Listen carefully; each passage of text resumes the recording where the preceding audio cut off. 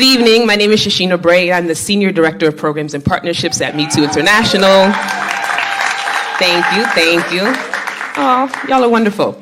And I want to welcome you to our PSA premiere of the Barbershop, as well as our panel conversation. We're going to do a number of things this evening, but we really want to continue a conversation that we started in June. We premiered our first PSA called The Rules around the adultification of Black girls, and we're here this evening to continue that conversation and really hone in on the experience of Black boys and sexual assault. And so we invite you to be a part of this conversation, not only through your participation, but also through your listening, right? Also through the energy that you provide in this space. We believe that we're going to have, I don't want to say a good time. We're going to have a much needed time, right? And that might show up differently in our bodies, right? So I'm going to say I'm going to wrap up the things that I'm saying. I'm going to bring up the founder of Me Too, Tarana Burke and Danny Ayers very shortly. Then we'll show the PSA, and then we'll move into our panel conversation. We have an amazing panel who will be joining us, many of whom you know, and I'll let our moderator Vision introduce everyone very shortly. But just a few housekeeping things. The bathrooms are out these doors and to the left. There's no food or drink in this space. We will have refreshments available at the end of our program. We welcome you to please stick around to the end so that you can enjoy that with us. I'm going to ask you to please silence your phones and other devices. This is a small space, so we will be able to hear you, okay? I'm also going to ask you to take care of yourself. Whenever we hold space, we always have community norms, and that is our first community norm, which is to take care of yourself. Right? So that might mean you need to close your eyes at some point. That might mean you need to get up and walk out. That might mean you want to connect with our healing support specialist, Natty, who's located here. We have a private space also available if you just want to check in, or you just want to just kind of be silent and not talk for a moment. So please take care of yourself. I'm also going to ask that you honor this container.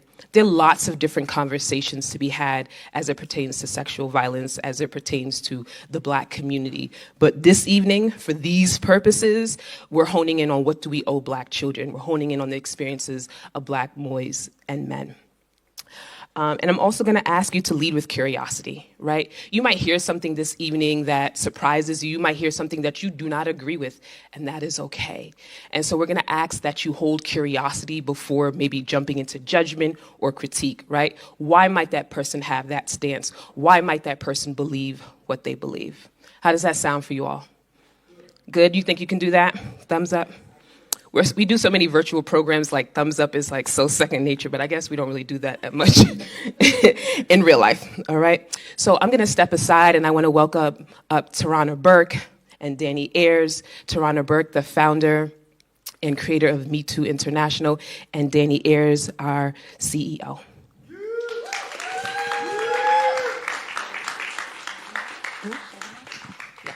Yeah, we can share. We share a whole organization.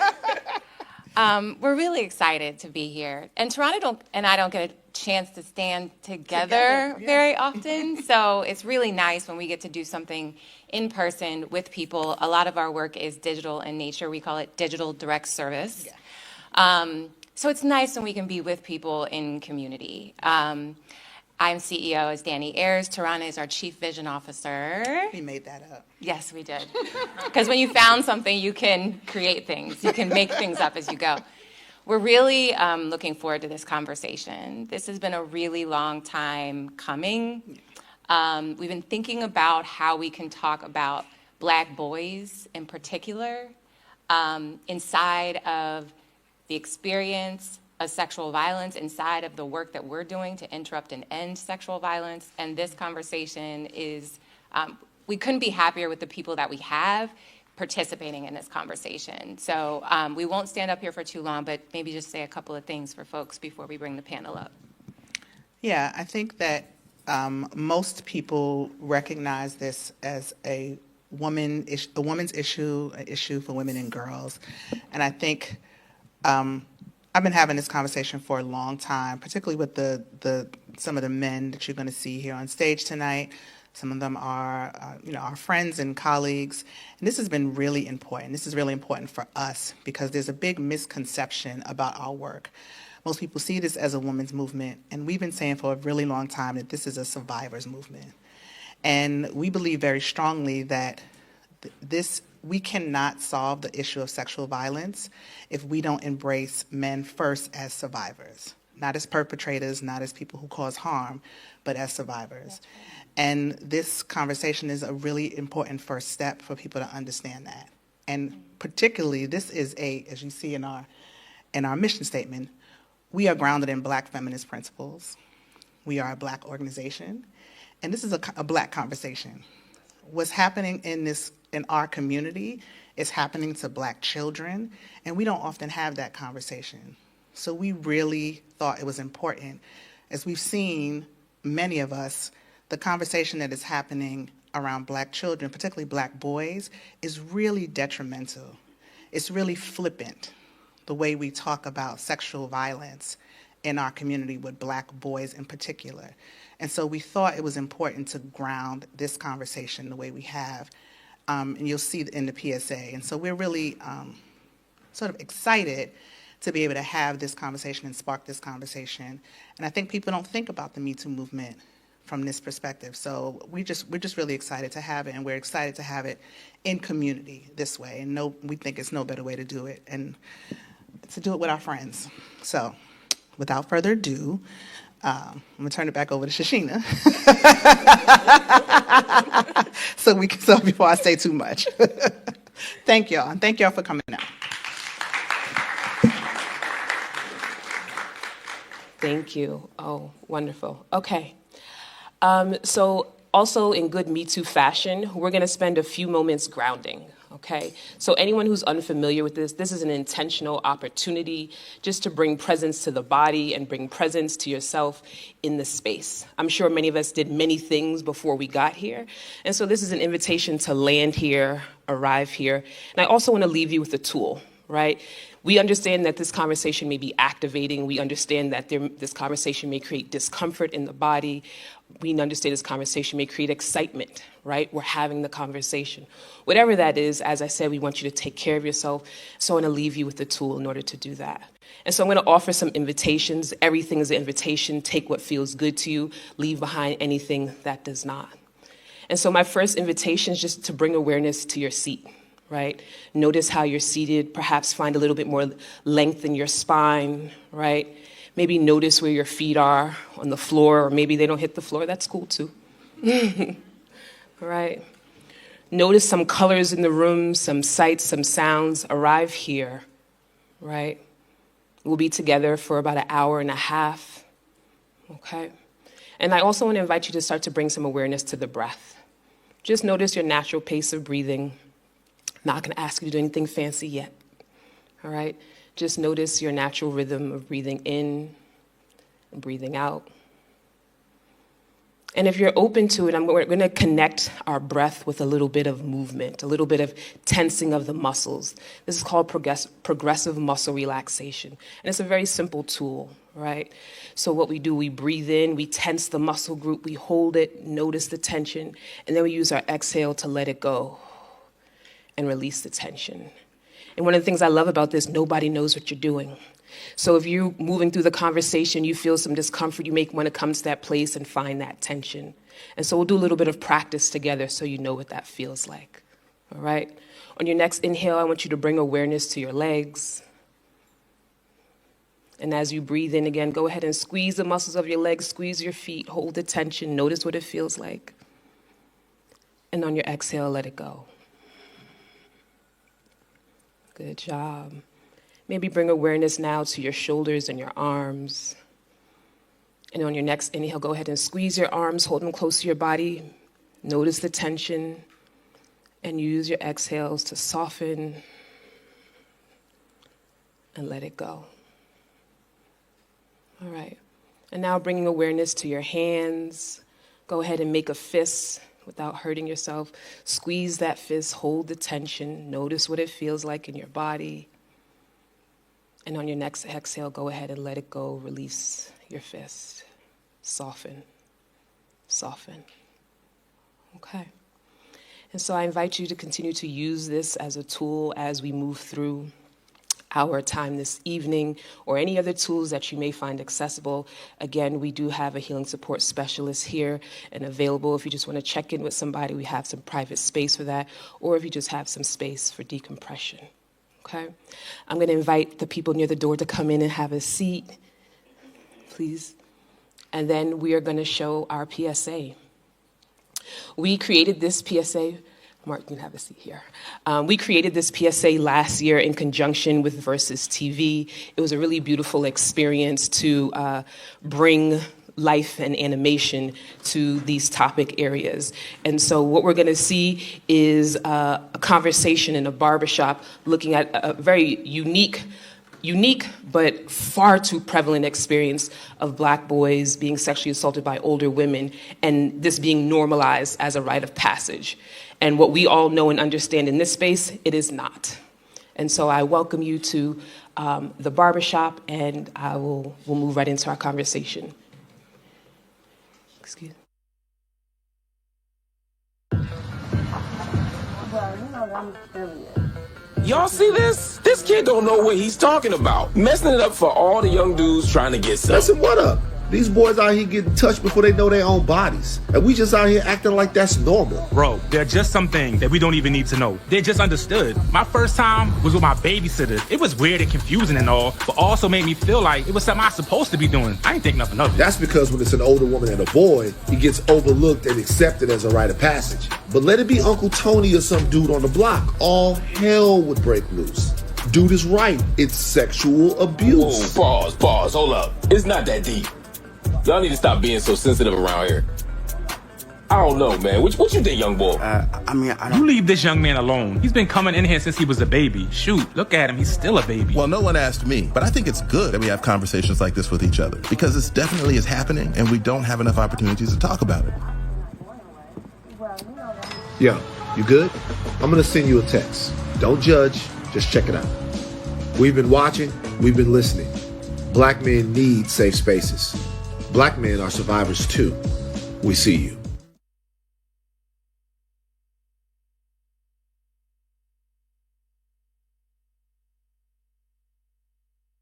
Hold up. It's not that deep. Y'all need to stop being so sensitive around here. I don't know, man. What you think, young boy? You leave this young man alone. He's been coming in here since he was a baby. Shoot, look at him. He's still a baby. Well, no one asked me, but I think it's good that we have conversations like this with each other, because this definitely is happening and we don't have enough opportunities to talk about it. Yo, you good? I'm gonna send you a text. Don't judge, just check it out. We've been watching, we've been listening. Black men need safe spaces. Black men are survivors too. We see you.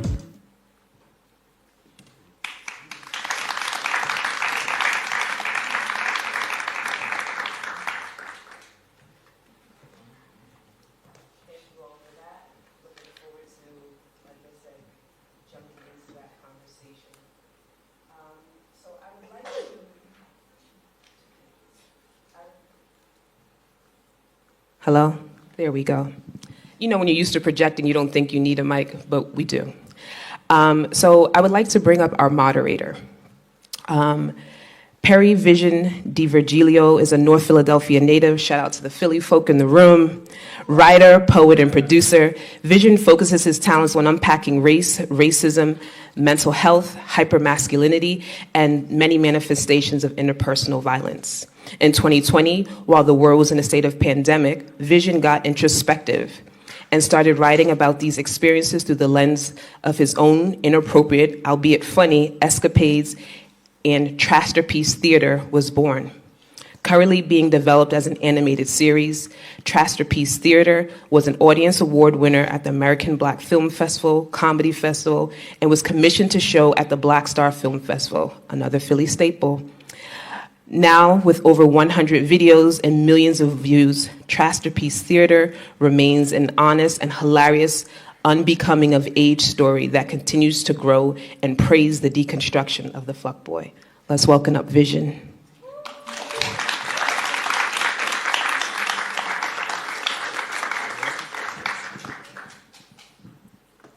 Hey, hi.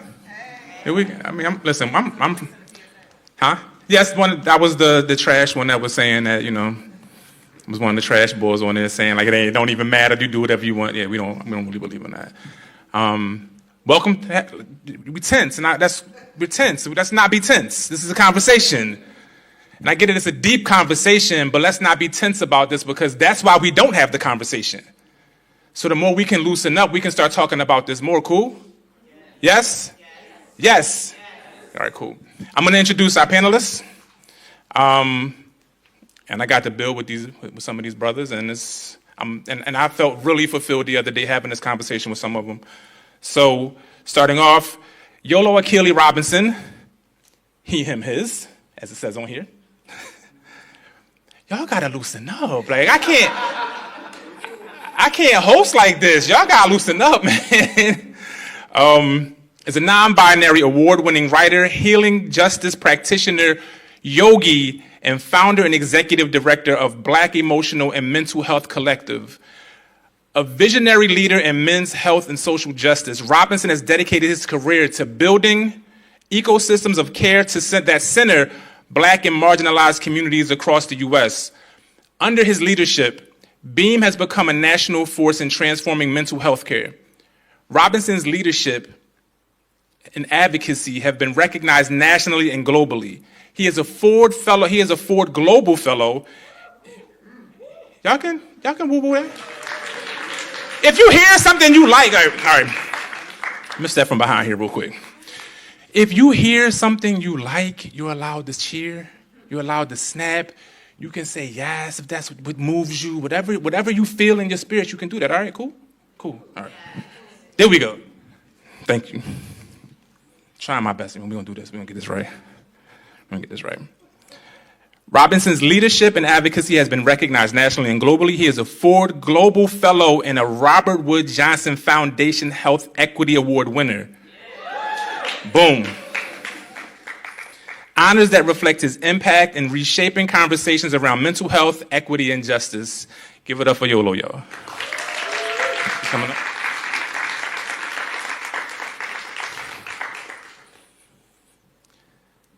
Marc Lamont Hill, Dr. Marc Lamont Hill is one of the, had to do the doctor on this to be shady, bro. I really did.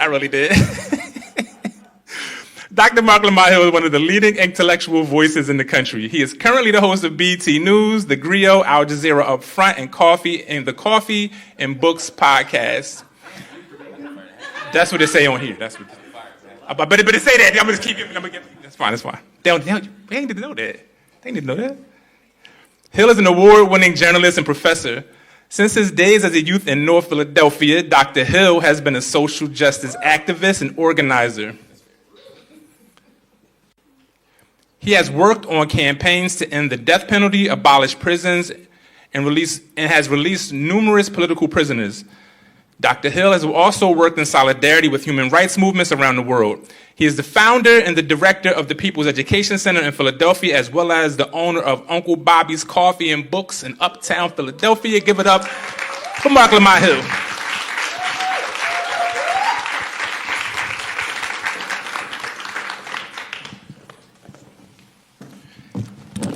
Candace Gibson is a 4-time National Emmy Award-winning journalist and the author of the award-winning book, 5 Trips, which chronicles his life from poverty to prosperous television network career and how psychedelic and plant medicine helped him cope with the myriad of issues, including childhood abuse.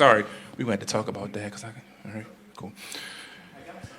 Oh, say less. My bad, y'all won. Over his decades-long career, Gibson has covered some of the biggest stories impacting our world. He was near ground zero following the terrorist attacks on 9/11, escaping the area minutes before the first tower fell. He worked for prominent networks including ABC, MSNBC, and CNN. Gibson was born in Belize. Everybody give it up, y'all, for Candace Gibson.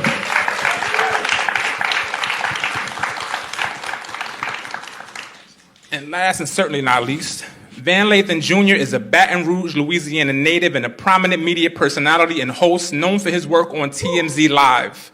His former podcast, The Red Pill, and his current podcast, Higher Learning, co-hosted with Rachel Lindsay. He's also an executive producer for the Oscar-winning short film Two Distant Strangers and the author of Fat, Crazy, and Tired, Tales from the Trenches of Transformation. Lathan is recognized for his insightful interviews, commentary on sports, entertainment, and news, and his ability to engage in provocative discussions on social and cultural issues. Van Lathan.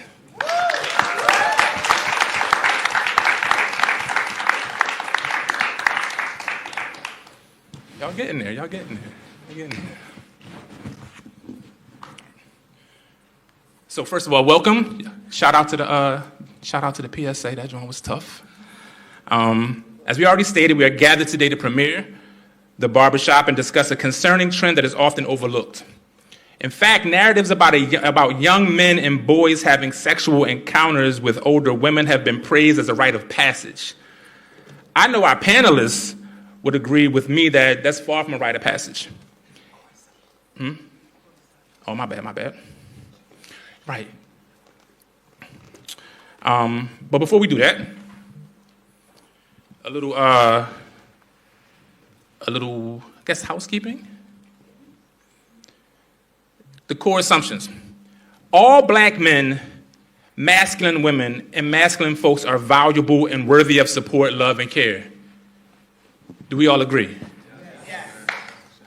All black men and masculine folks have learned and can unlearn harmful behaviors. Do we all agree? Yes. Black men and masculine folks' mental health suffers because of how we are taught to suppress emotions and relate to women and femininity. Yes. Together in community, behavior change is possible. We are responsible for behavior change and addressing violence. Yeah, yay. And if you are not in alignment with that, we love you. And we hope that you get home safely. But this ain't the space for this. We're in the space of community, and we're in the space of growing and healing right now. So with no further ado, let's get this panel popping. Each of you has a public-facing persona that brings you into many different types of conversations. Can you share a little bit about yourself and why you said yes to being a part of this particular conversation? We can start with Yolo.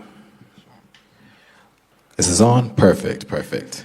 Well, first I want to start with giving gratitude for the work that's made this moment possible. I want to give gratitude to Me Too, an organization led by black women, led by women who made this possible for this conversation. Can we give a round of applause for that and recognize that?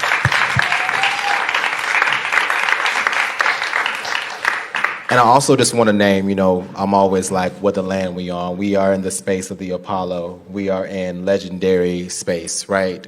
And so it means something significant for us to be in partnership and in this space, considering the history and the legacy of resistance, of artistic brilliance that has existed in this space, right? So I want to hold that and name that too. To answer your question about why did I choose to come to this, I come to this space as a survivor, right? And I also come to this space as a person who's been holding for the last 20 plus years spaces for black men and boys to heal, creating spaces for black men and boys to heal.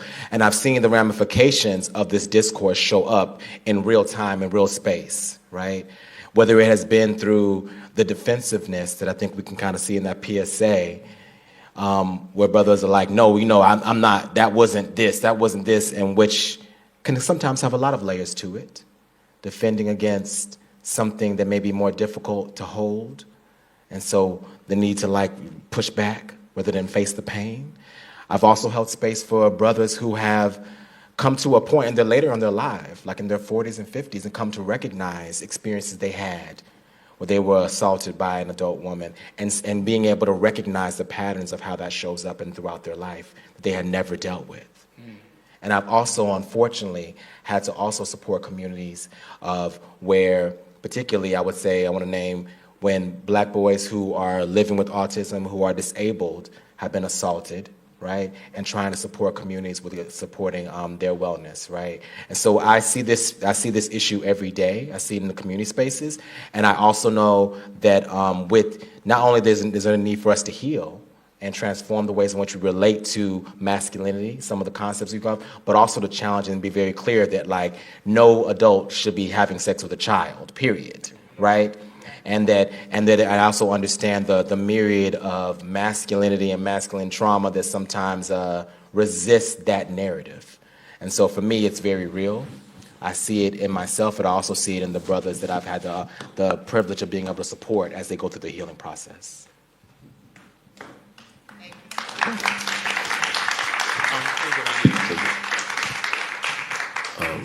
Good evening, everybody. It's good to see everybody here, and it's good to be a part of this conversation. I'm honored to be here. Anything that Tehran asked me to do, I would do, but this wasn't even this was something that I do with great gratitude for the opportunity. As you say, gratitude, really, that word really resonated with me. I entered this space thinking a lot about the various places and ways that I show up in the world. I think the first way is as someone who has grown up in and lived in communities where these issues were not talked about with care and compassion for Black men and boys. Growing up knowing Black men and boys, being friends with Black men and boys who experience various levels of sexual abuse, sexual assault, etc., and not having a language to talk about it, not having a space to talk about it, not having mechanisms, not having people like you to help them heal. I think about what it meant to be part of movements as an activist and also as a believer at times in organizations where sexual assault was happening. And although I was too young to be held responsible as a kind of whistleblower, we were all kids, I still carry a kind of guilt knowing and thinking about all of my friends and comrades who were harmed. And I'm not, and I'm finally at a space in my life where I feel like justice for them needs to look a certain way, and for me that means me being more vocal about these types of issues. And then finally, I work in the media. I work on podcasts, and some of them don't always deal with masculinity, issues of sexuality, sexual identity, in ways that are always healthy and healing. And so I feel the need to push back, both in private and in public, to those things.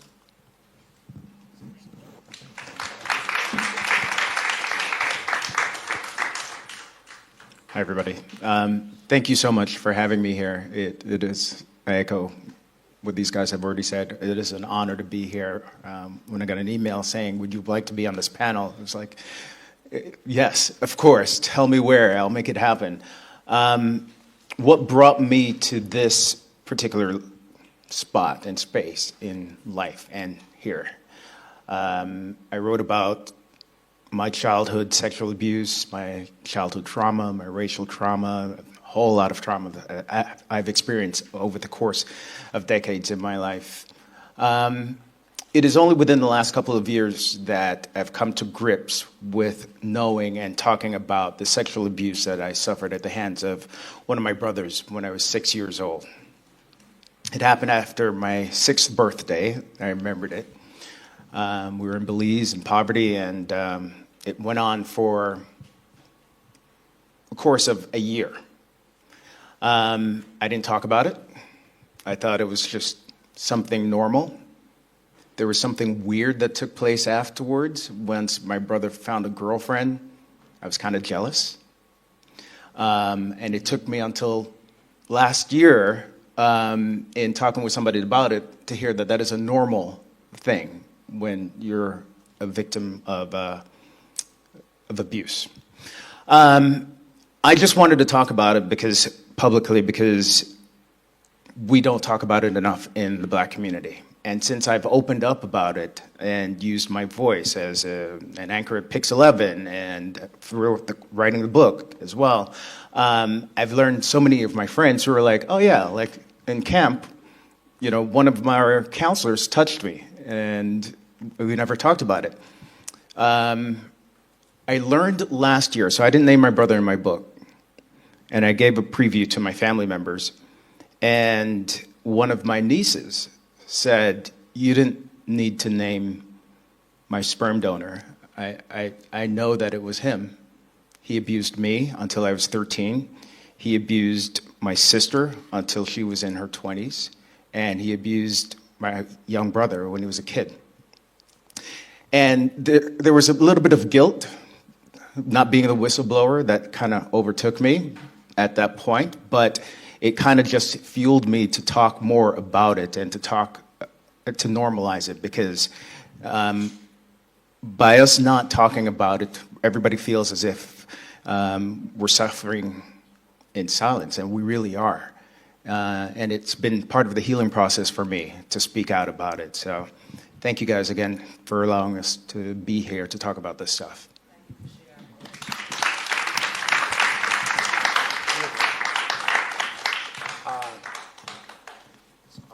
Check. Yeah, I'll take that. I'm here because of a conversation I had with my father in 1994.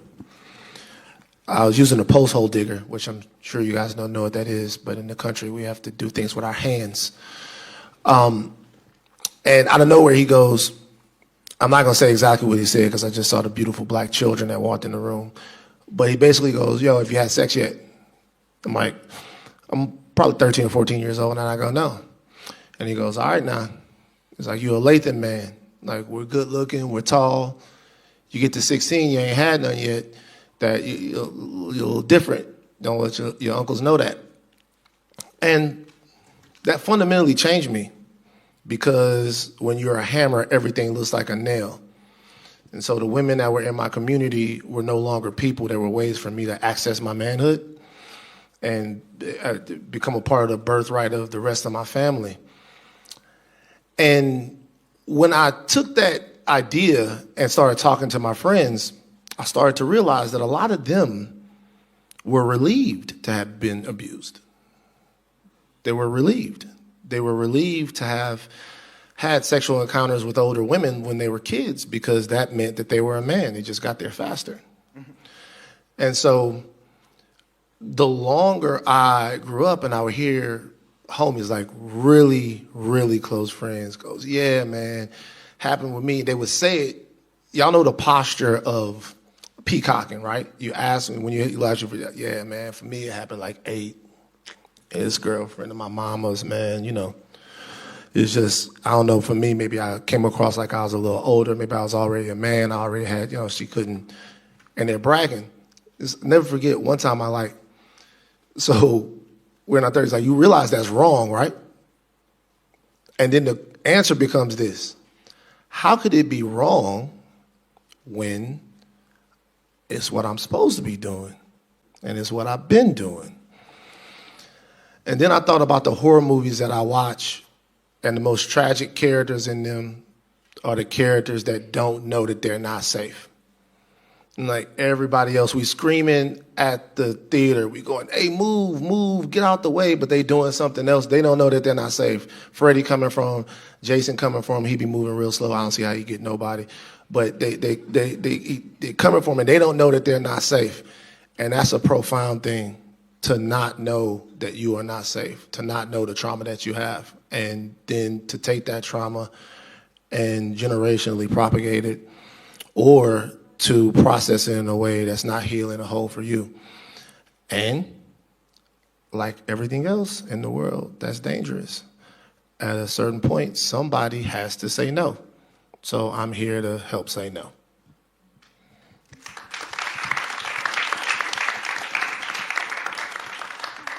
I want to say thank y'all for being here, number one. That's important. And also, the vulnerability and transparency of this conversation ain't easy. So thank you for being here for that purpose, if for nothing else. In the PSA, we saw different responses to the news of a celebrity admitting that they had lost their virginity to their babysitter. We know this is happening in real life. We've seen rappers, YG, A$AP Ferg, and many others talk about their experiences of sexual assault, even though lots of times they don't name it that way. Most times they don't name it that way. Can you all further elaborate on some of the current conversations about Black boys, sexual violence, and safety? What conversations have you been a part of, and what have you overheard?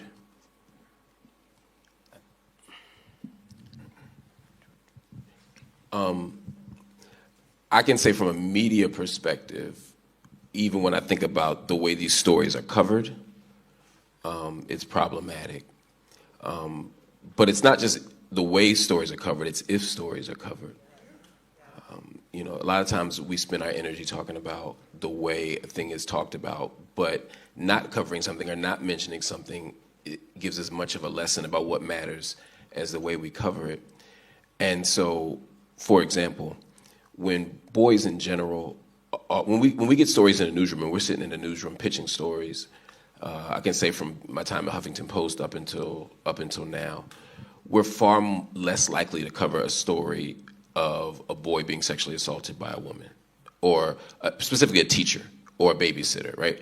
And when we do tell those stories, the scripts are often written with like a comedic undertone or an irony. And sometimes I've been in newsrooms where hosts have wanted to say "lucky guy" or these other things that we talk about because, to Van's point, it's what we're supposed to be doing. And if you're a 13-year-old boy and you quote unquote have sex with your babysitter, or you have sex with your English teacher, it's seen as you somehow got a pass into this world as opposed to having been sexually assaulted. And because in the media sphere we talk about it in that way, we tend to normalize that idea or reinforce that idea that's already been normalized. And similarly, when I see these rapper stories, and it's not just rappers, but the rapper stories are the ones that are prominent, where I took my son and made him have sex with a sex worker, or I paid for my son to get this done to him when he was 12 or 13. We hear these stories multiple times, often from the same handful of rappers, but the idea that you would even be comfortable saying that out loud says everything about the context in which we operate.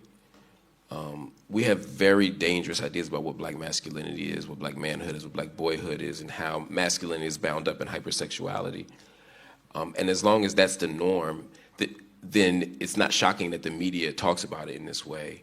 And when the media talking about it in this way just creates a cycle where we start to move that way again. And so we have to intervene and stop that. I think what happens behind the scene is a reflection of what we cover and how we cover some of these stories.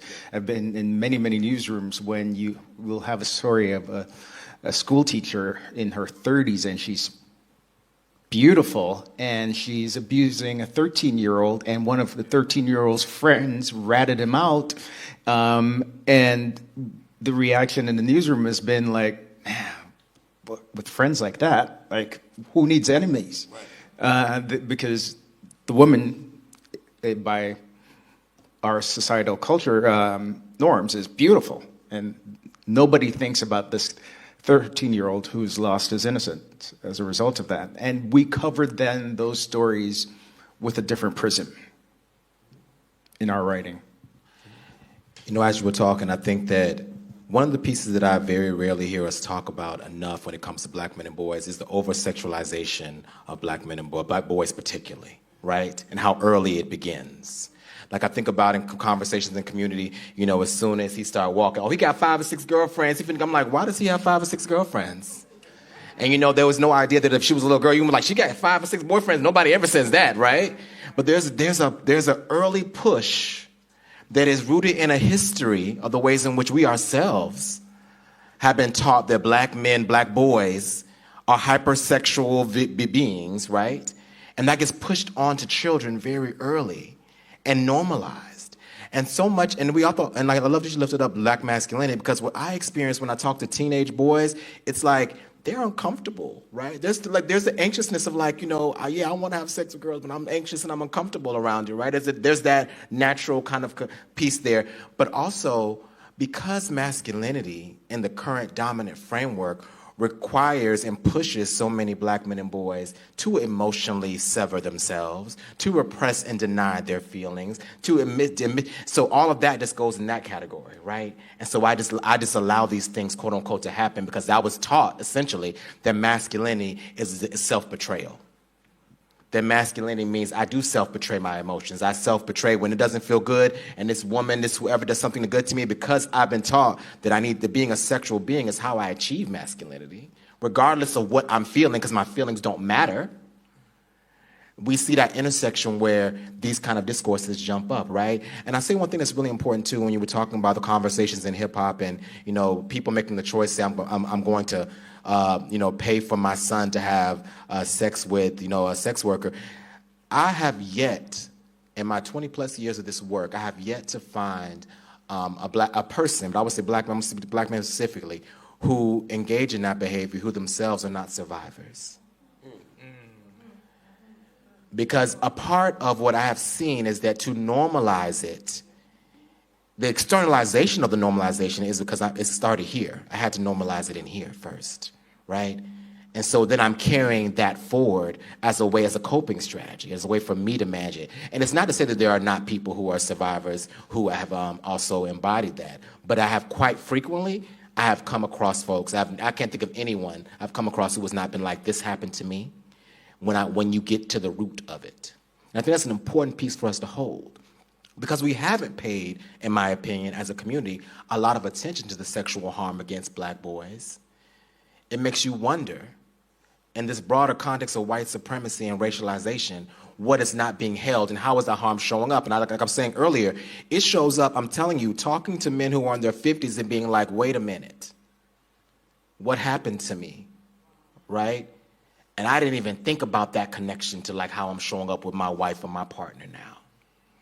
And so I think that once again, we have to have these conversations with black men and like start thinking about our relation of sexuality in general. Like, what was I pushed into believing? What feels good for my being? How do I learn to not self-betray when we are all encouraged to self-betray to perform masculinity? And how that is disastrous to our mental health and our healing and for our communities. Wow, insanely well said. Another part of it for me is the fact that since I was 6 years old, I had a group of older black men teaching me how to be invincible, teaching me how to be a callous. The world's gonna be hard. We in the South, we black men. Things were gonna be hard. People were gonna treat me in a certain way. I was big. So I would walk into a room and my dad would be like, bring all of that with you. My mother would be like, just make sure that you make space for everyone. So there was this push-pull of me trying to understand how to just be a person. And then what happens with that is that you start to equate being a victim of anything with weakness inherently. Like if something happened to you, rather than you happening to it, you are behind the 8 ball. Like everybody's teaching you what to do in a fight.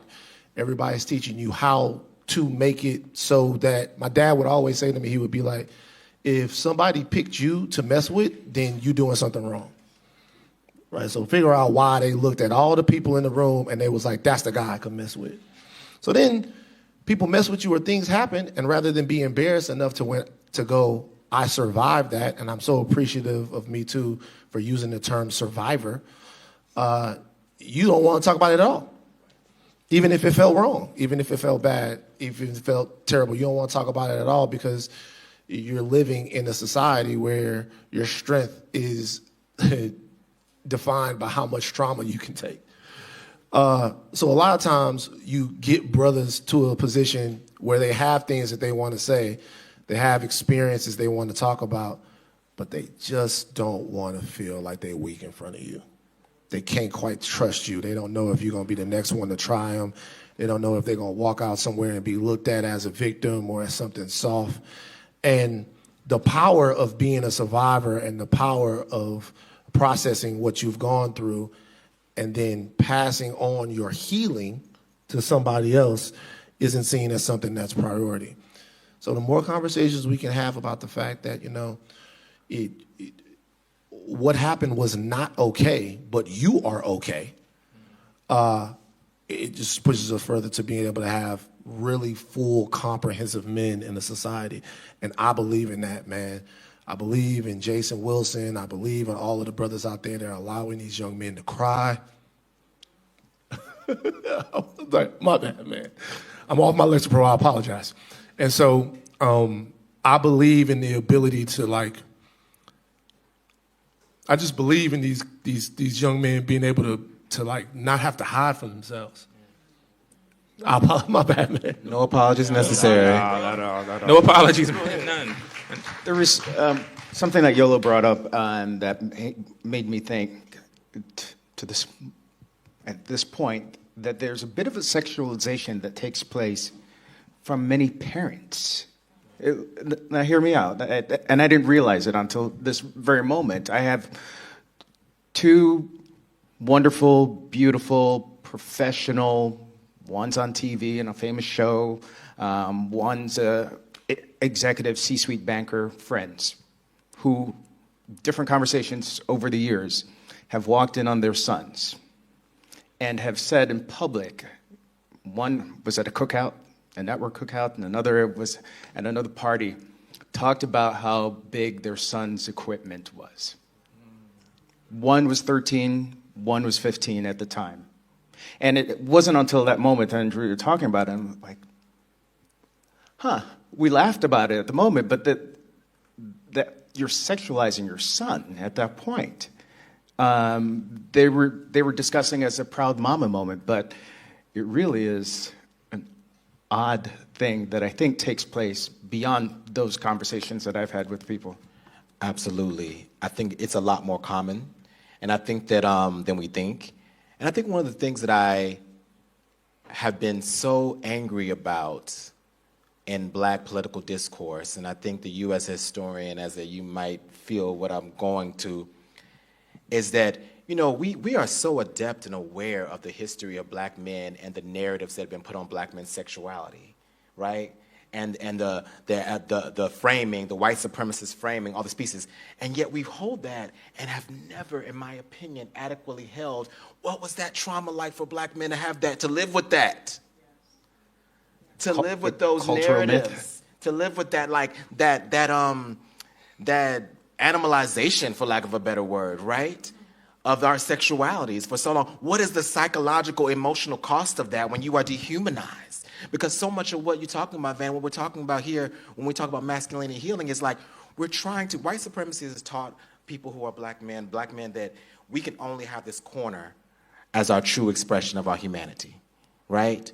That it's only to be tough, to be hard, right? That comes out of white supremacy, and it's also a coping strategy that our families have used, right? To survive insurmountable circumstances. But a part of what has to happen is, like this piece when you say about crying, is about how do we give back and expand the range of what it means to be a man and what it means to be masculine, so the crying is not weak.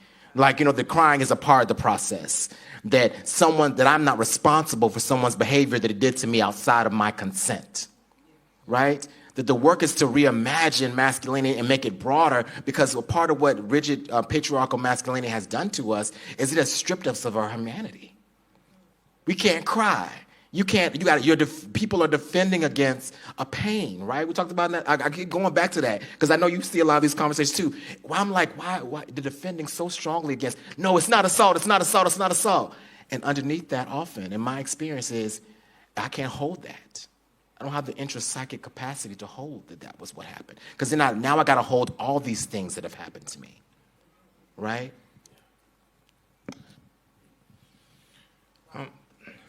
Yeah, wow. A term that, and this ties into our next question, but a term that Marc said that I don't remember hearing much, if ever, and it ties into also with Van was saying, is Black boyhood. How often do we hear those two words together? It's always young men. And that's why the narratives around when Black boys die is Tamir Rice was a young man instead of a Black boy. And that ties back into what you were saying earlier, Van, about, you 15, 16, it's time to be a man. And oftentimes that comes sexually. They ain't talking about paying bills. They ain't talking about being pillars of the community in those ways. They're talking about having sex. So that word stuck out to me throughout all of your responses. Like I don't ever remember hearing that word often growing up, Black boyhood. Oh no. I agree. I think part of the dehumanizing aspect of white supremacy is to deny Black children childhood. I think that historically, when we think about childhood, it has signified certain things in our kind of collective imagination. Innocence, safety, play, imagination. And if we were to get more concrete, like not having to work, freedom. And when you think about what it means to be a black child in this country, or anywhere in the white supremacist world, you're constantly getting denied those things. From the beginning of this peculiar institution of slavery, black children are often forced to labor. When you think about notions of play and imagination, often that is the first thing that's stripped of us, right?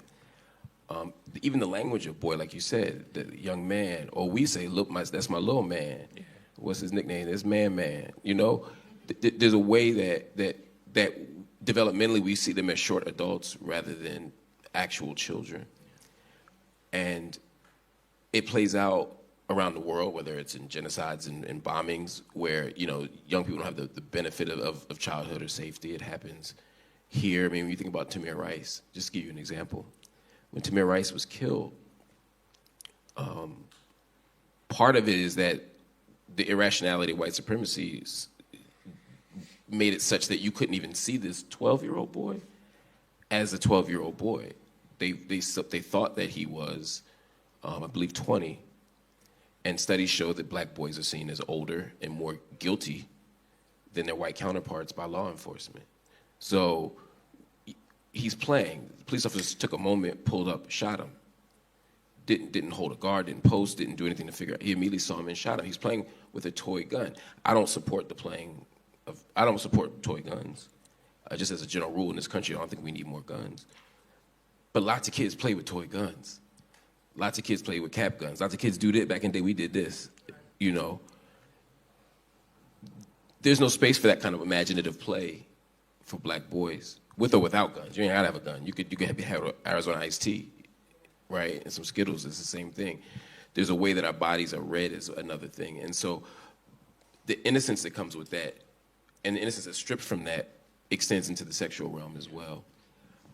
Where they're seen as short adults, so they're seen as hyper masculine, they're seen as perpetual, and this happens to black girls too. I mean, I think, it's a whole other story for another. But just I as someone who has black daughters and now has a 3-year-old black son, I'm sort of seeing it play out differently, but in some ways the same way. Whereas there's a sexualization there, and there's a sense that you can't be sexually assaulted, you can't be sexually harmed because you always want it. You always are ready for sex because, like Van was talking about, because that's what you're supposed to be doing. Yeah. The adultification part of it is really profound because man, these people was doing their best. They were doing their best, man. My daddy would be like, everyone, all right, okay, like, what you gonna do if somebody come in here to hurt your mama?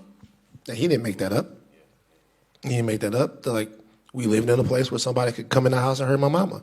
When we was out home in Maryland, it was a hole in the middle of Big Papa Place in case the Klan came. And it really didn't matter what age you were when they came. You had to fight or you had to die.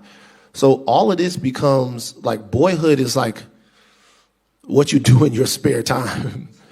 Like you learn how to do all of the things that make you a contributor to whatever community you're in. You learn how to till the ground, use the post hole digger. You learn how to shoot. You learn how to hunt. You learn how to do all of these things that are rites of passage for a young man. And then when you by yourself, you play with your comic books. And then they even tell you, okay, put that away. Let me show you what the real world is about. And they trying their best. They're not in any way trying to tell you anything other than what they feel like has worked for them. And a part of all of that is being an expert in burying your shame. And so like it's a reactionary way of rearing something that you know is in danger. So when a man or a young man can't properly put in context his feelings, it's because he's never had to think about them before. He's only had to think about the things that make him valuable or worthy to the surrounding men around him. So the hard part is to change that set of values. The hard part is to change what makes you comprehensive, because another part of this is that this abuse and these secrets and this shame is, we give this back to our progeny, and then we give it back to our community. When what we really want to do is talk about it and hold each other and support each other, but we want to feel safe doing it. And that's still the thing when we're talking about particularly young men who are abused in this way, that I come to spaces like this to get the answers to.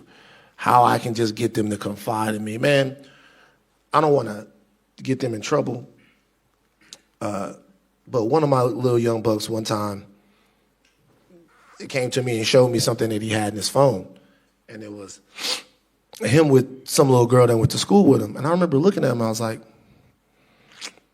I don't know why, I don't know. I was like, take a step back, I'm like, what made you think that you could show that to me?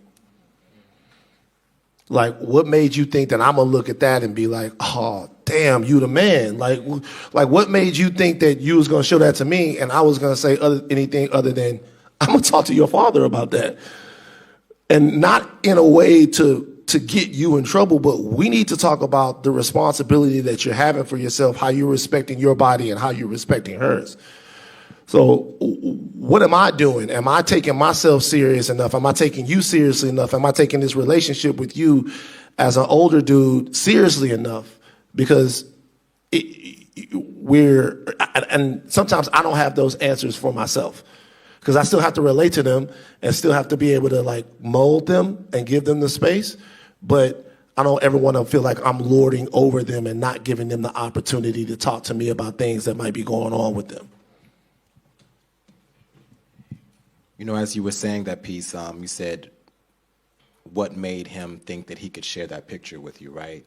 And I want to hold that in a structural, societal container, right? And when I say that, I want to say that, like, you know, kind of what I think both Mark and everyone's alluded to in this panel is that so much of what black boys are taught is that to achieve manhood, you have to dominate women, you know, for heterosexual men, dominate women. And there's an idea that if I show you I'm dominating women, if I show you I'm having sex with women, then I will be validated by you, that I will be affirmed by you, because this is how I get to masculinity. If we teaching man from 3 years old that he needs to have 6 girlfriends, and that man becomes the child who comes to you and is like, look, you right, you know what I mean? And that becomes normalized in the culture. I think that is very normalized in the culture for, as we know from some of these dominant conversations in many facets, right? Another piece that I want to hold too, that I just always think is so important, is holding the grace and holding the context of the people who raised us. And I say we can hold grace and context and also accountability, right? There's a way to say, hey, Dad, some of the choices you made, some of the behaviors you showed up with, the ideas you presented, I don't rock with, this had this impact. But also understanding the container in which they existed, how little resources. I know my parents were teenagers growing up in South Florida, Fort Lauderdale, in the hood. They didn't have a lot of resources and tools and support. So what they got inherited from their folks who had even less, contribute to the broader context of why some of these things I got handed down were so really rooted in survival, rooted in repression, rooted in, you know, the survival strategies they knew. And it's not an excuse, but it is context to understand.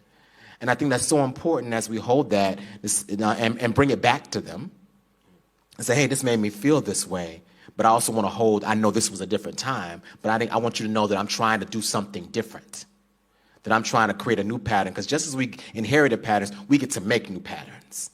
And what we're doing here today is we're making new patterns and new strategies, and you're modeling, all of you, like how other young boys and men can see that there's a different way.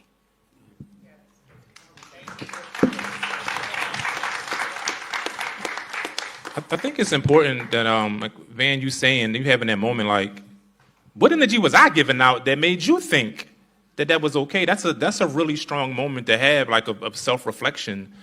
But that ties back into what you were saying, Yolo. I think there's something, having that moment of transparency and self, and just a quick excavation of how did I show up is important. I think that's what we all of us need to be doing that in a lot of things in life. And I think that kind of ties into the next question about tradition.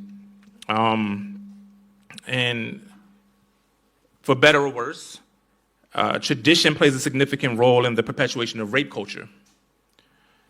And rape culture is defined as, forgive me, y'all, it's getting heavy for me.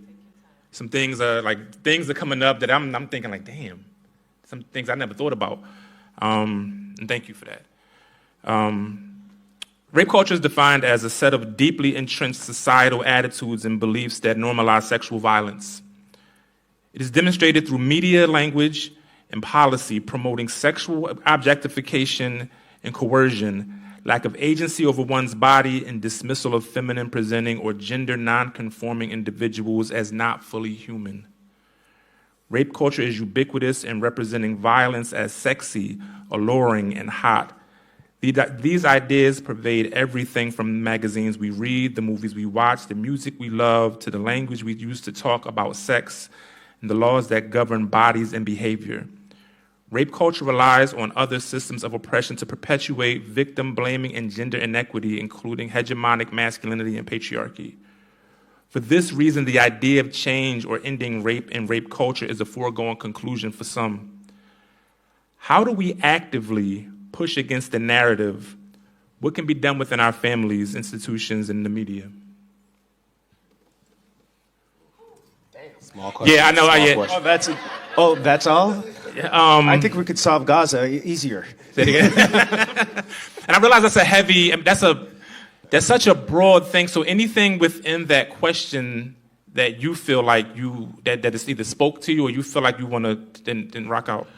I'm going to say this, and it's going to be difficult for some people to hold, but I had a conversation with Dr. Evan Auguste, who's a psychologist and a colleague, and we were talking about how we have to start looking at how rape culture is showing up against black men in different ways that have been normalized, right? And we were talking about specifically an individual who gave me permission to share a part of his story about him and his wife at the time, and how there was this push that he wasn't sexual, he didn't feel sexual, or he couldn't show up sexually, couldn't get an erection, and the push and the pressure to do that, and also the shame that was put on him about that. And also and then the narratives that was created once that relationship ended about which, because a lot of times we don't talk about this, quite frankly, but black men are taught to be living, quote unquote, just erect penises. And and men will come to me and be like, I'm having trouble showing up sexually and I should be able to. And then we talk a little bit more and I'm like, well, wait, you're having challenges with your girlfriend. There's some emotional challenges going on in the relationship. Yeah, but I still should be able to get up because I should. But you don't trust her right now. You all have unspoken things. But black men have been taught to believe that we are supposed to be always sexual performers.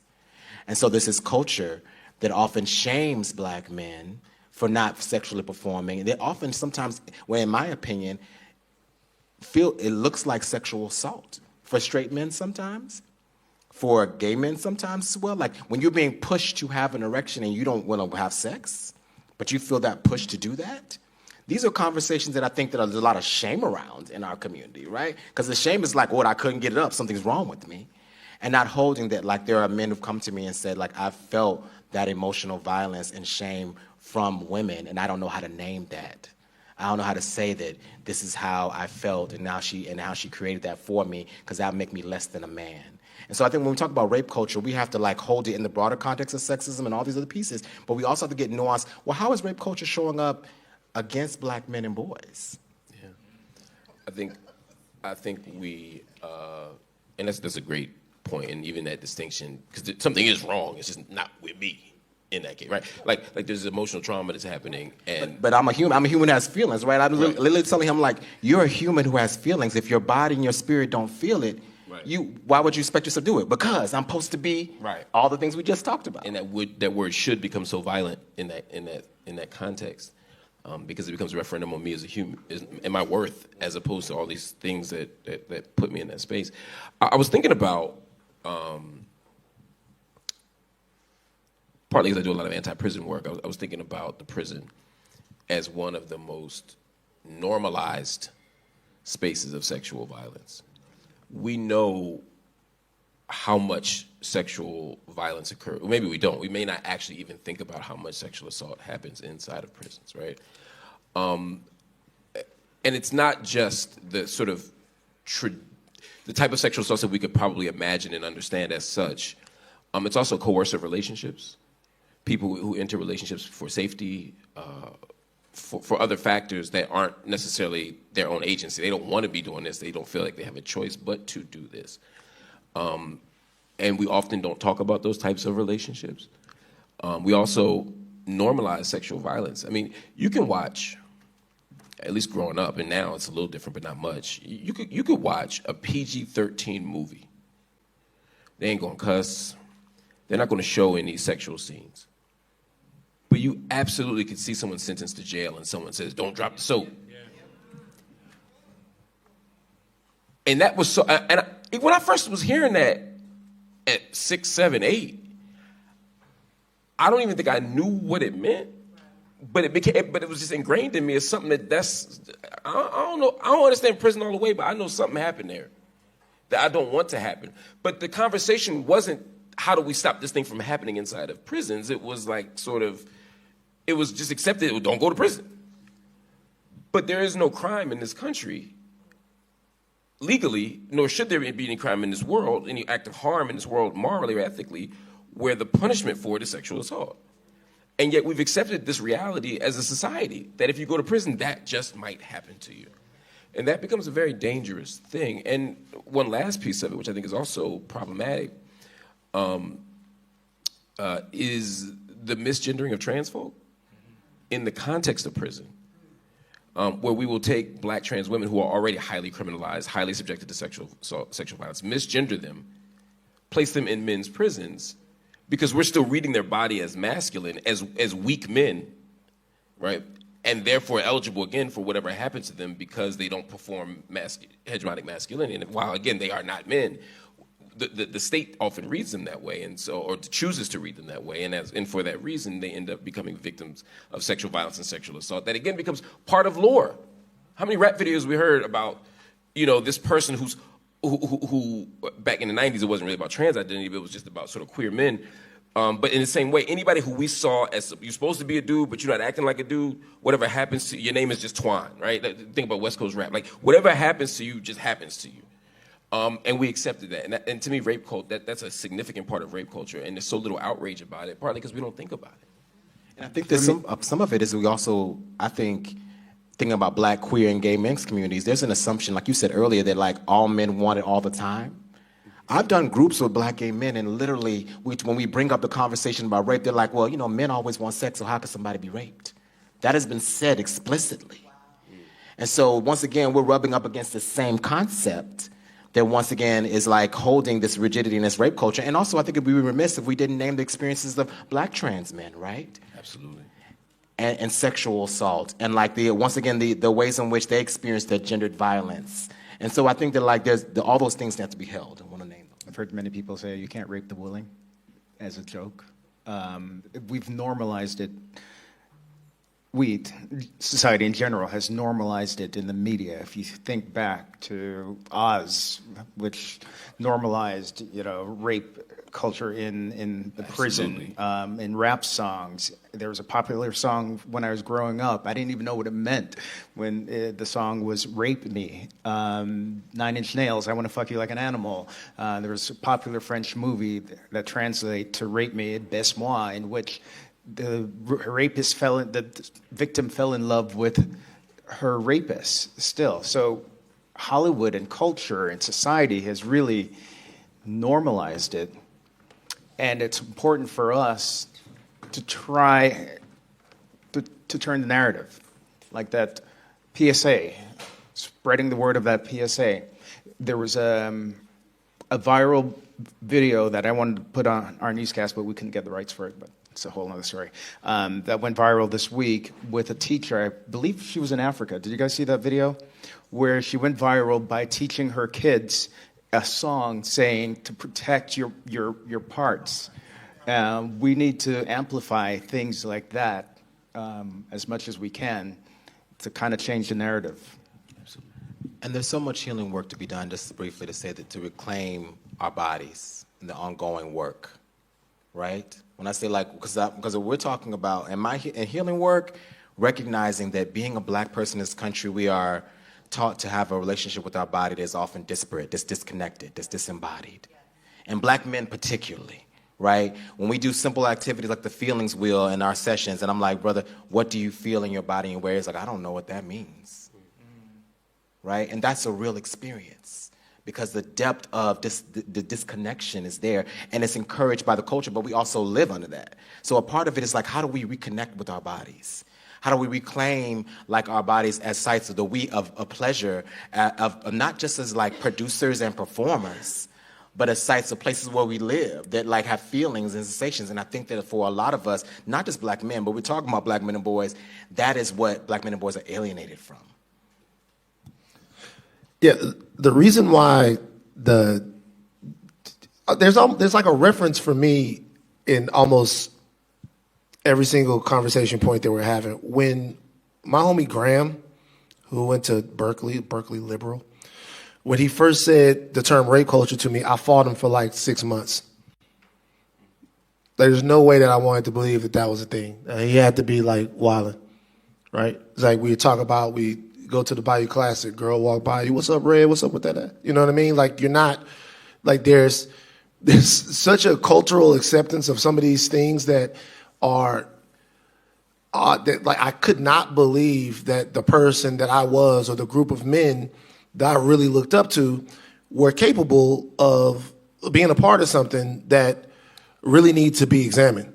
So like I took it as not, I took the existence of the term as an attack on me personally. And it took a long time, like for me to be like, all right, cool, let's have a real conversation about like what kind of men we want to be and how we want to show up and whether or not we want the people that are around us to feel protected and whole and like what that means and what the responsibility of that is. Because the bar is so low for what it takes to be a good nigga where I'm from. Don't beat your girl up. See your kid every now and again. Everything else, you're good. Right? You know what I mean? So like the fact that my responsibility was more or greater or maybe even aspirational in a way to really kind of examine some of these things felt like an attack. Felt like he was attacking me. So having cultural conversations around how we unshackle each other is spending so much time fighting for freedom from somebody else. Spending so much time fighting for freedom, for freedom of environment to eat, from persecution. Boy, fighting for freedom from each other is a different set of circumstances.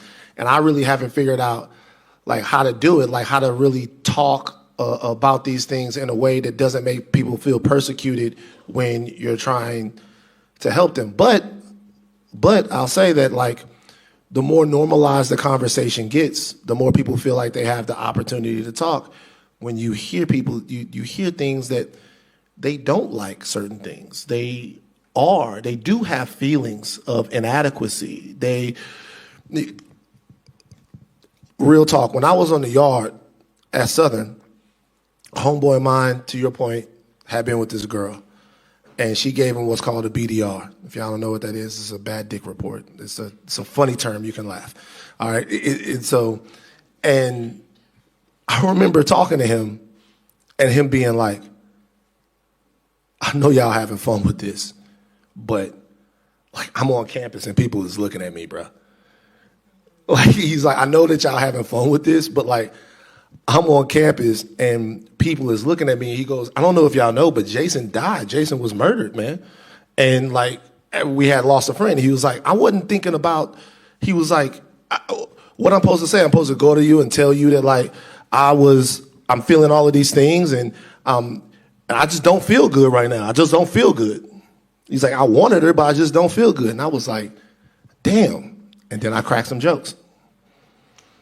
because don't really know how to get through it, don't know how to like respond to him as a person. So I think about all of these examples, and he would never remember that now, but I remembered it, of just people, black men being thought of as less than people, about what they can do, about how they can perform. And then you think about them as young boys, and when do they just get to express who they are, and what they want? And be able to like ask questions about that. And how many of us have ever thought about the BDR as a form of sexual assault and disrespect? Like, I mean, look, thinking about that for a moment, right? You're going around saying that, like, talking about someone's sexual prowess, power, with lack of, whatever, and how that could feel psychologically for the person. You know what the thing is about it, when I think about it, though, is I thought it was fair because the women on campus were so powerless. Like, I thought it was fair. They get drugged through the mud. That's how I looked at it. Like, They get drugged through the mud. They get the sexual choices they make get litigated in front of everyone, and they're vulnerable. And nobody. So I thought maybe that's how I looked at it. And I think the piece that we have to think about is like, there's always this broader context of misogyny and sexism we need to always be cognizant of, right? But I think what I hear sometimes when I hear that argument is that, like, this makes it acceptable. Like, you know what I mean? So it makes it acceptable that we can talk about this brother's body in this way, that we can do this, and that's okay because patriarchy. But I'm like, well, isn't because patriarchy the reason you're talking about this brother's body in this kind of way? Maybe. So maybe, but particularly when it's in the context of, and I think it's particularly when it's in the context of, how do I say this? When it's been using because I've seen it, you've been used to dehumanize. Yes. I want to make that distinction. I think I know this isn't the main point, this BDR thing. But I think the context does shape sort of the why of the BDR matters. Because part of rape culture sometimes is the kind of dehumanization of the partner, right? And the objectification of that other person, such that you're not having sex with somebody, you're just using their body to masturbate, right? So if that becomes the thing, and the BDR, because if you have enough sex, you're gonna sling some mid, right? You're gonna have some nights that just don't work out for you. Sometimes that's a dehumanization. Sometimes it's a reflection of a rape culture where we, as a matter of practice, aren't invested in anyone else's pleasure, anyone else's pain, anyone else's experience. And so that body that's there is being objectified. And so in my experience, not my experience, in my Thank you. research of campus interactions, and there's a great book on it that I'm actually thinking about called Sexual Citizens by Seamus Khan. That's actually what I mean.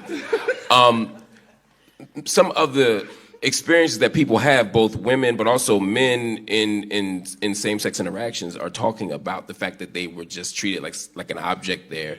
And so I just want to complicate that. Sometimes these BDRs aren't just it's too small, it's too short, it was too fast. All the stuff that happens that is in some ways objectifying and dehumanizing, but or might be connected to another thing that we should think about too. That's an important. The BDR is complicated and nuanced, right? In this instance, as you were sharing, though, I want to lift up that you're naming that, like, he was talking about the death of a friend. Yes. I'm not emotionally present in being able to be here, right? And there's a way in which, once again, black men still perform. Black men still get it up.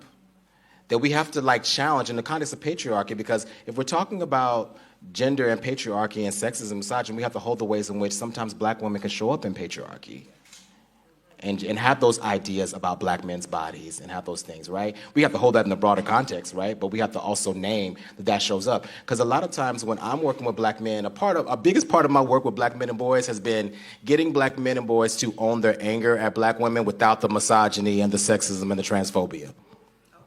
I'm like, I need you to get to own, like, yes, mom made some mistakes and mom showed up and I hear all those things. I want to help you hold that without the deep misogyny and the hatred and stuff towards all women, right? And most men can't make that distinction, right? And that becomes the problem in the healing process, in my opinion, because it just becomes replicated like it's all women as opposed to like, this woman hurt me. Now I need to move through that and not take that and make that about all women. You know, so I think there's a piece in there too I want to hold as well. And I think number one, I think that's we're seeing a broader BDR playing out in pop culture right now with the apps, with the T apps and the she app and yeah, T on it. We're kind of seeing that play out right now on a broader scale. And I mean, for those who don't know, good that you don't know.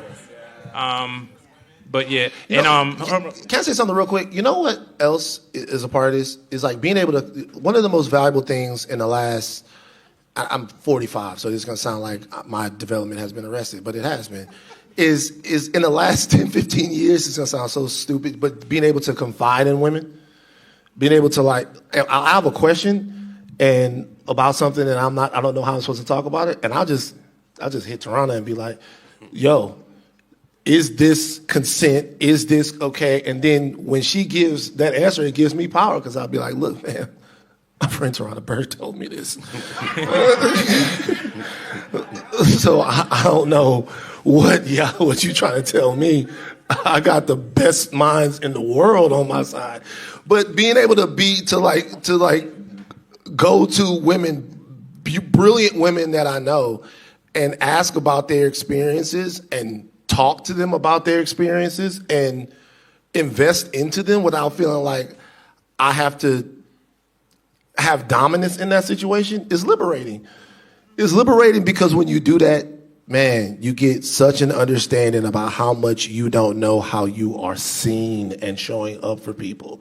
And so I think sometimes, man, like in these situations, we're having these conversations amongst ourselves, and I want better tools for us, but I also want to involve our sisters in these conversations as well, because I feel like it's invaluable information that you get. And I want to be able to include some folks in the crowd in the conversation as well. So we have a little bit of time for Q&A. Who's going to... So if you have a question, just line up at the microphone.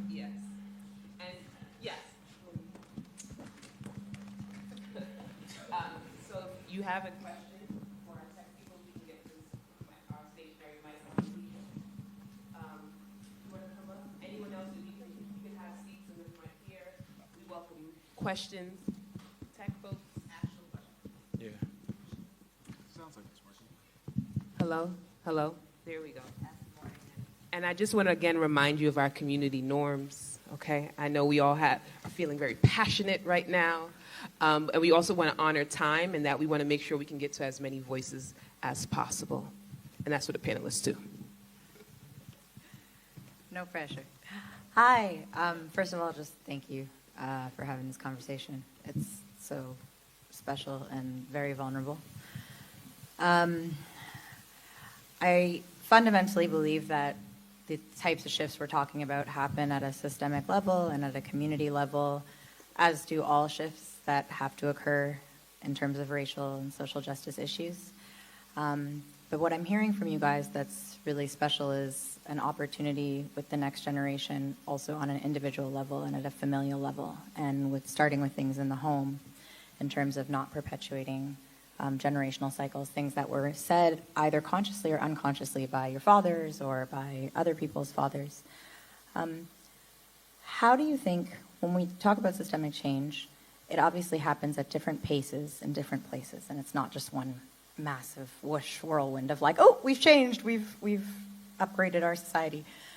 How do we balance if suppose all four of you are fathers and you're all having conversations with your next generation and you're teaching them how to sort of operate in society in a different way than you, but then those little boys go to school and their fathers maybe are not having those same conversations and they're having still the more destructive ones.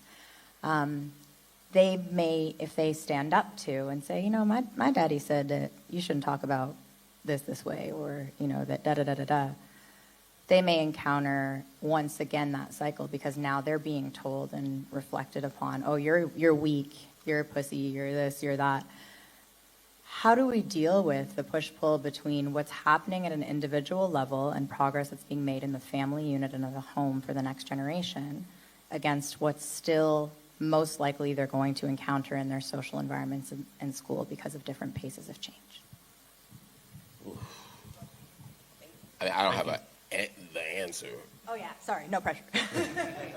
But I would say, I mean, that's the perpetual challenge, right? Is that we're always trying to push for every parent, on every issue, as you're trying to mold a kid in the way that you think this kid should be against the backdrop of a world that's quite different. And you want to prepare them to change that world. And they also want to navigate that world. And they don't want to be the outcast. And they don't want to be teased. And I mean, it's all the things, right? I think part of it is the dialogue. Having creating the space for open, constant dialogue. It's the same challenge you have with media, right? And that's why we talk about critical media literacy. It's not enough to just give your kid information. It's to create space where, as you're watching the show, you say, see that thing that just happened right there? See what they just did there? And by having them see the move and talk through it, they're better prepared to consume it in a more responsible way. Similarly, I have that worry, of course, as they navigate TV without me. I have that same worry when they go into the basketball gym, the locker room, the frat house, the church, the masjid, wherever. Like, I mean, all these places are filled with this stuff.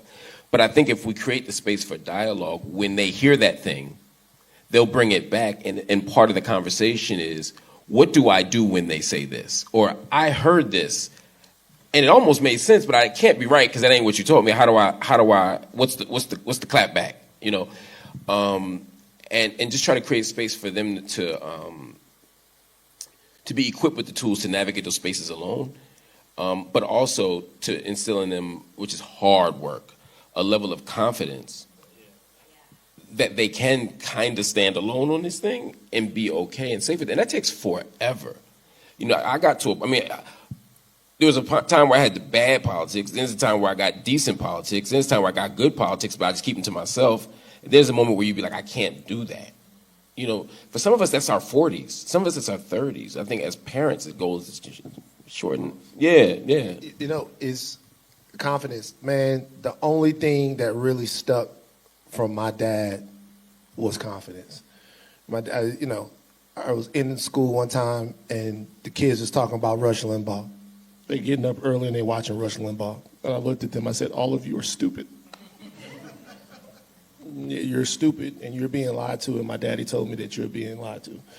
I was confident enough for the social contagion to not affect me, but that was because, for better or worse, man, he was present.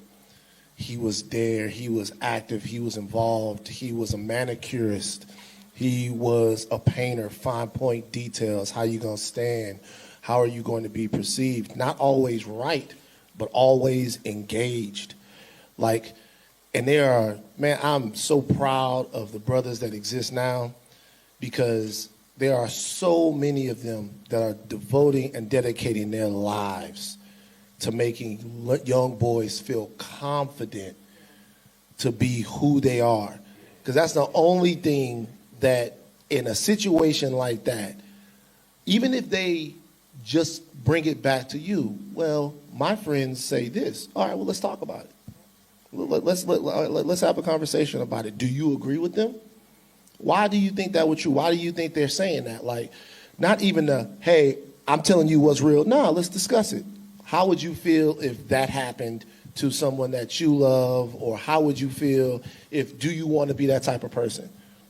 And that, as I say something about the black community, is tough, because there's a level of that means you have to trust your child. And you have to trust your child. And maybe not talking when grown folks is talking is not the best elixir for the questions that children might have at all times. So, but I see that changing, and I'm being for real. I really do see that changing as far as the way we communicate with one another. One thing I want to add to this, I think it's so important, when I talk to parents about this kind of concern of holding that, is I always say it takes a village and a community, right?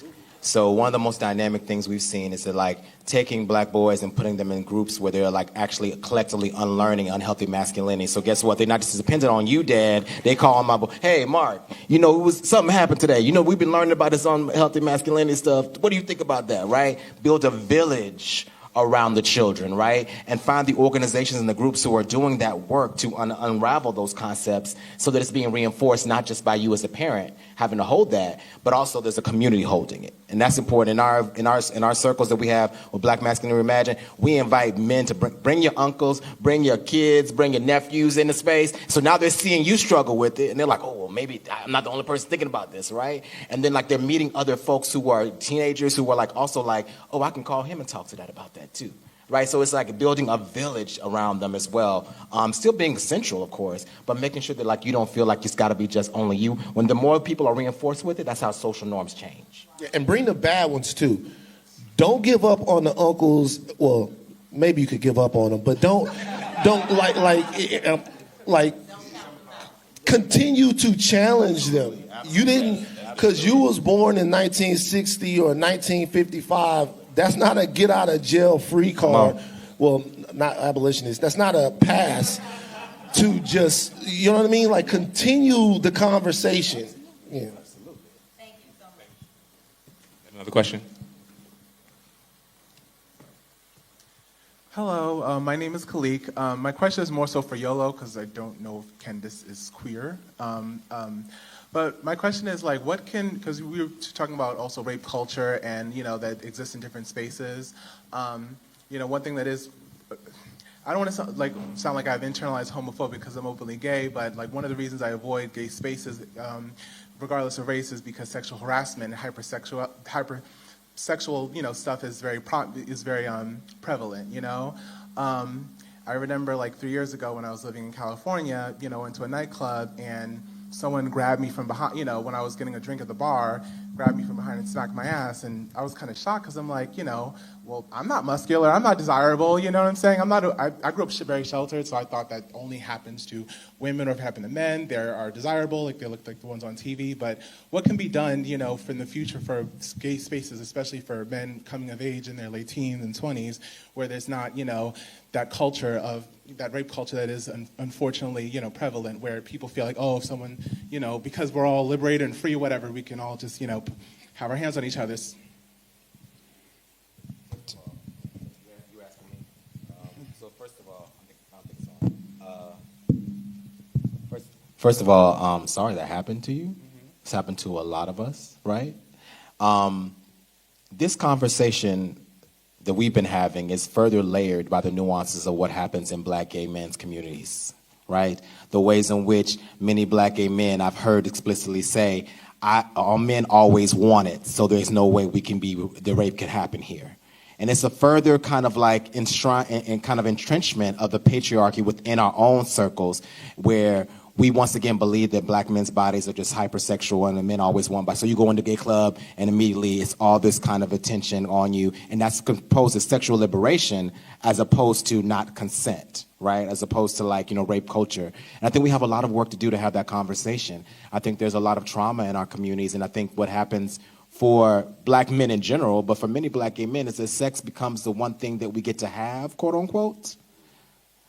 And so there's so much banked on sex. My self-esteem is banked on how much sex I'm having, sex performance. My psychological well-being is all that. And so all that energy gets pushed behind it, and there's a sometimes fear of being self-reflexive around those behaviors, right? And so I think we have a lot of work to do in Black queer men's communities. And I think having conversations like this in Black gay male spaces is imperative for us to talk really about consent and talk about bodies, and talk about also unlearning that, like, you know, I won't say hyper, I don't like that word, unlearning the ways in which we don't practice and center consent in our spaces. Yeah, I mean, and I agree, and I'm bi. I do agree in that we have to have that conversation increasingly, because it's expected that if you go into a gay bar, that it's okay to touch, to look, to do whatever. And some of my straight friends were telling me just recently, when in San Diego, during Pride Month, he was at the urinal, and there was a guy that his head was so far above his peeing that he could probably, not so close to him peeing, that he could probably get some of the splash from it. And he's like, dude, back up, you know? And it's just increasingly, we feel as if it's normalized for once you enter that space that you're an object. And it's just, we have to have those conversations increasingly. And there's a lot of nuances to it. There's an article I wrote called Gay Men, Sexism, and Women's Bodies. If you ever have a chance, look into it. And it goes back to the same club experience where we're literally partying at a gay club, female friend in the club, gay guy runs up to her, grabs her breasts, and she's like, oh my God, what did he do? He's like, oh, I'm gay, it doesn't matter. Right? So there's layers of patriarchy and sexism we haven't even gotten to the root of or talked about yet. Okay, yes. I know. Thank you for the. Do we have time for one more? No, we don't. I'm sorry. I apologize. Y'all. So we do it. We good for the questions? The wrap up? Okay. So, am I bringing it up to Ron? Yolo. So, thank y'all so much for this amazing panel. So, I'll give it up for everybody as Yolo's going to close this out.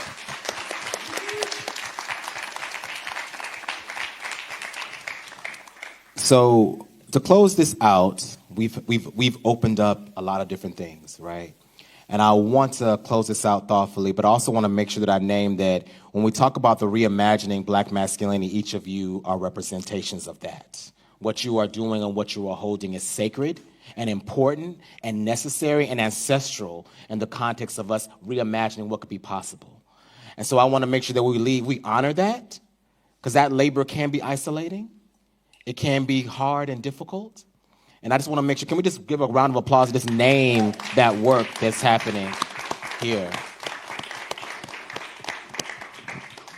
At all of our events at Beam, we Southern-based, so we like to do a little call and response affirmation a little bit, right?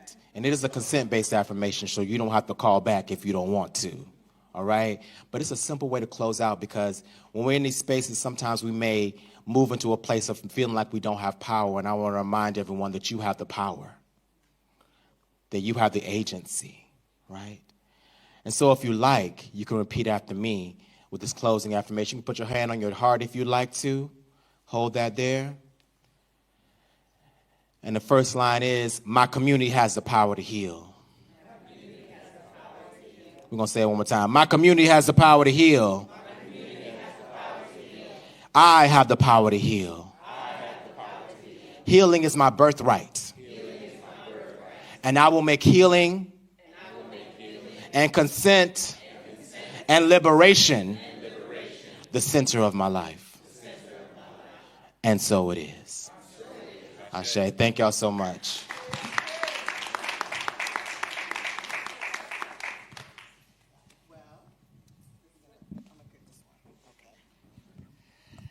Listen, thank you all so much.